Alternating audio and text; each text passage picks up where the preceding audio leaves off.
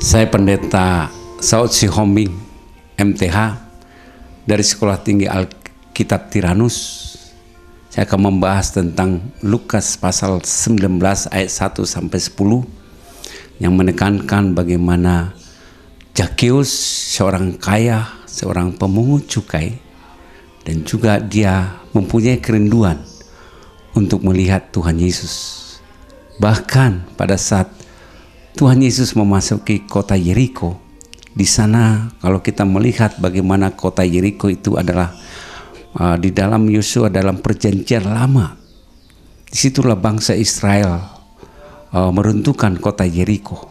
Bahkan kalau kita melihat di sana juga ada seorang Samaria yang baik hati, yang menolong orang yang dirampok. Itu peristiwa-peristiwa itu terjadi. Bahkan suatu sejarah terjadi di sana di Yeriko ketika Zakheus ingin melihat Tuhan Yesus. Karena kalau kita melihat bahwa Zakheus ini sudah mendengar dari berbagai mungkin berita dari orang lain bahwa Tuhan Yesus begitu luar biasanya dapat menyembuhkan orang-orang sakit. Ada kerinduan di diri Zakheus untuk melihat Tuhan Yesus. Tapi kalau kita melihat di sana bahwa keinginan Zakheus untuk melihat Tuhan Yesus terhalang oleh tubuhnya yang pendek.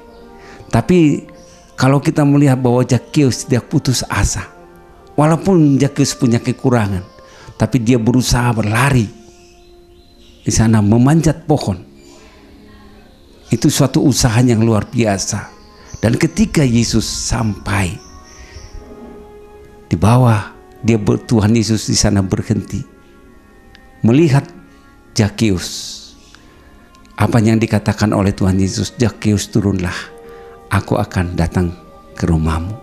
Dan di sana kalau kita melihat bagaimana Tuhan Yesus tahu orang-orang yang merindukan Dia, yang mau berusaha datang kepada Dia, maka Tuhan Yesus akan memperhatikan.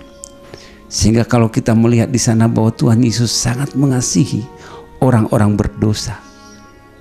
Nah, setelah itu kalau kita melihat di sana Tuhan Yesus ketika Zakheus turun dan juga datang bersama-sama Tuhan Yesus di rumahnya, itu terjadi satu hal. Zakheus mengalami sukacita. Zakheus mengalami juga pertolongan daripada Tuhan Yesus. Sehingga kalau kita melihat banyak ketika Yesus masuk ke rumah Zakheus, banyak orang-orang yang mengetahui karena Yesus masuk ke rumah orang berdosa. Tapi kalau kita melihat di sana bagaimana jawaban Tuhan Yesus, dikatakan bahwa dia juga adalah anak Abraham. Nah, di sana kalau kita melihat kerinduan seseorang itu, pada saat seseorang rindu datang kepada Yesus, Yesus juga menyelamatkan mereka.